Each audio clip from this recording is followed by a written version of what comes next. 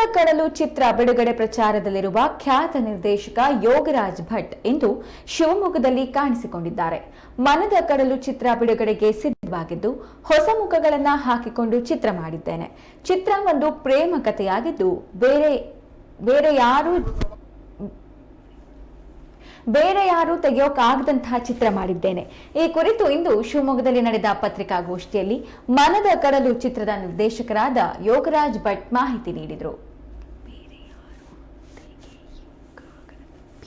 ಇನ್ನು ಮನದ ಕಡಲು ಬಗ್ಗೆ ಹೇಳಬೇಕು ಅಂದ್ರೆ ಈಕೆ ಎಂಟರ್ಟೈನರ್ಸ್ ನಿಮ್ಗೆ ಎಲ್ಲರಿಗೂ ಗೊತ್ತು. ನಿಮ್ಮ ಮಲ್ಲಿಕಾರ್ಜುನ ಚಿತ್ರಮಂದಿರ ಈ ಊರಲ್ಲಿ 10 ತಿಂಗಳವರೆಗೆ ಓಡಿದ ಸಿನಿಮಾ ಅದು. ನಮ್ಮ ಗಂಗಣ್ಣ, ಪ್ರತಾಪ್ ರವಿತಾಪೆ ಇದೆಲ್ಲ ಒಂದು ಟೀಮ್. ಸಾಕಷ್ಟು ಸತಿ ಈ ಊರಿಗೆ ಬಂದು ಹೋಗಿದ್ದೀವಿ. ನಾನು, ಗಂಗಣ್ಣ, ಗಣೇಶ್ ಬಂದಿದ್ದಾರೆ.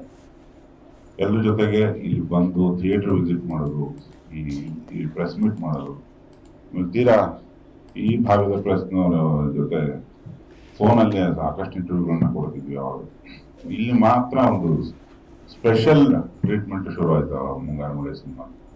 ಇಲ್ಲಿ ನನ್ಗೆ ಚೆನ್ನಾಗಿ ನೆನಪಿದೆ, ನಾನು ಒಬ್ಬನೇ ಪ್ರವಾಸಕ್ಕೆ ಬಂದಿದ್ದೆ. ರಿಲೀಸ್ ಆಗಿ ಒಂದು 10 ದಿವಸ ತುಂಬಾ ಆತಂಕ ಹೋಗಿತ್ತು.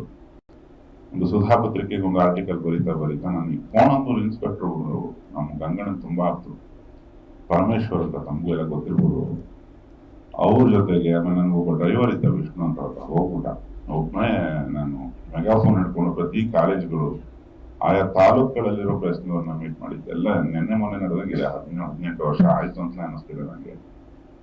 ಸೊ ಅದೊಂದು ಏನೋ ಒಂದು ಕನೆಕ್ಷನ್ ಇದೆ ಮಲೆನಾಡಿಗೂ ಚಿತ್ರೋದ್ಯಮವು. ಸೊ ಆವತ್ತಿನಿಂದ ಇವತ್ತಿನವರೆಗೆ ಕೃಷ್ಣಪ್ಪ ಒಂದು ಮಾತು ಹೇಳ್ತಾನೆ ಇದ್ರು. ನಾನು ತುಂಬಾ ಸತಿ ಸಿಕ್ಕಿಲ್ಲ ಅವರಿಗೆ. ಯಾರು ಒಪ್ತಾ ಇರೋದು ಹೊಸಬ್ರದ್ದು, ಅದು ಬಡಸಲು ಕುದುರೆ ಆದ್ರೂ ಪರವಾಗಿಲ್ಲ, ಹುಲ್ಲಾಗ್ತೀನಿ ನಿನ್ಗೆ, ಯಾರು ಒಪ್ಪದೇ ಇರೋದು ಏನಾದ್ರು ಇದ್ರೆ ನನ್ನ ಹತ್ರ ಬಾ ಅಂತ ಅವಾಗ ಹೇಳ್ತಾನೆ ಇದ್ರು. ನಾನು ಒಂದು 20 ಚಿಲ್ಲರೆ ವಯಸ್ಸು ಹುಡುಗನ ತುಂಬಾ ಹುಡುಕಿ ಸಿಗದೆ ಅವನಿಗೊಂದು ಕಥೆ ಮಾಡ್ಕೊಂಡಿದ್ದೆ. ಒಂದಿಷ್ಟು ಅದ್ಭುತ ಜಾಗಗಳನ್ನ ಅಂದ್ಕೊಂಡ್ಬಿಟ್ಟಿದೆ ಇಲ್ಲೆಲ್ಲ ಚಿತ್ರೀಕರಣ ಮಾಡಬೇಕು ಅಂತ. ಹುಡುಗ ಸಿಗದೆ ಸಿನಿಮಾ ನಿಲ್ಲಿಸ್ಬಿಟ್ಟಿದೆ. ಬೇಡ, ನಾ ಶುರು ಮಾಡೋದು ಬೇಡ ಅಂತ ಕೃಷ್ಣಪ್ಪನಿಗೆ, ಗಂಗಾಧರ್ ಅವರಿಗೆ ಹೇಳಿ ಇಲ್ಲಿ ಮುಗಿದ ಅಧ್ಯಾಯ, ಇನ್ಯಾವುದಾದ್ರು ಬೇರೆ ಕಡೆ ಹೋಗೋಣ ಅತ್ಲಾಗೆ ಅಂತಿದ್ದಾಗ ಒಂದು ಮಧ್ಯರಾತ್ರಿ ಏನೋ ಕಾರಣಕ್ಕೆ ಇವ್ರ ತಾಯಿ ನನಗೆ ಫೋನ್ ಮಾಡಿದ್ರು, ಒಂದು ಟೈಟ್ಲ್ ಬೇಕು ಅಂತೆಲ್ಲ. ನಾನು ಅವ್ನು ಏನ್ ಮಾಡ್ತಾ ಇದ್ದಾನೆ ಈಗ ಅಂದ್ರೆ, ನಾನು ಇವನಿಗೆ ಫೋನ್ ಮಾಡಿದೆ, ನಂಬರ್ ಇತ್ತು, ಫೋಟೋಸ್ ಕಳಿಸು ಅಂತ ಹೇಳಿದೆ. ಅಂತ ನಾನು ನೋಡೋದಿದ್ದಂಗೆ ನನಗೆ ಅನ್ನಿಸ್ತಿದ್ದು ಕರೆಕ್ಟಾಗಿದೆ. 20 ಚಿಲ್ಲರೆ, ಹೆಸರು ಬೇರೆ, ಮೂತಿನೂ ಚೆನ್ನಾಗಿದೆ. ಇದನ್ನ ಇಮ್ಮಿಡಿಯೇಟ್ ಆಗಿ ಕೃಷ್ಣಪ್ಪನ ತೋರಿಸ್ಬೇಕು ಅಂತ ಹೇಳಿ ಏನು ಹೇಳಲಿಲ್ಲ. ಮುಂಬೈ ಬೇರೆ ಸೇರ್ಕೊಂಡ್ಬಿಟ್ಟಿದ್ದ.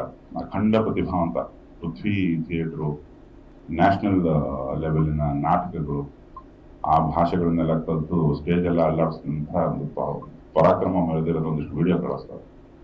ಅದೇ ಸ್ವಲ್ಪ ಓವರ್ ಕ್ವಾಲಿಫೈಡ್ ಇದ್ದಂಗೆ ಇದನ್ನು ತಡಿ ಅಂತ ಹೇಳಿ ಕೃಷ್ಣಪ್ಪನವರಿಗೆ ಫೋಟೋ ತೋರಿಸ್ದೆ. ಸರಿ ಒಂದ್ಸತಿ ನೋಡೋಣ ಅಂದ್ರು.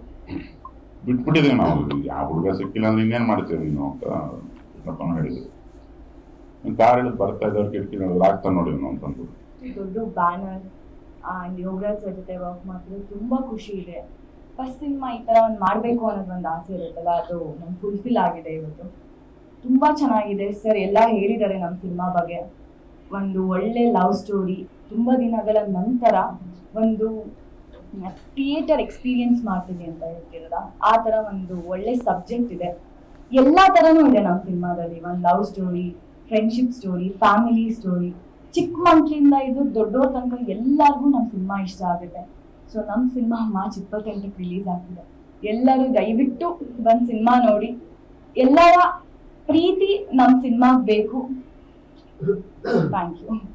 ಒಂದು ಮಾರ್ಚ್ 28ಕ್ಕೆ ಸಿನಿಮಾ ನೋಡಿ, ಮಾರ್ಚ್ 20ಕ್ಕೆ ಸಿನಿಮಾ ನೋಡಿ ಅಂತ ಅದು ನಾನೇ ಅದೇ ಹುಡುಗ. ನಾನು ಏನಿಲ್ಲ, ಅದು ಮಾಡಿದ ಕಾರಣ ಇಷ್ಟೇ.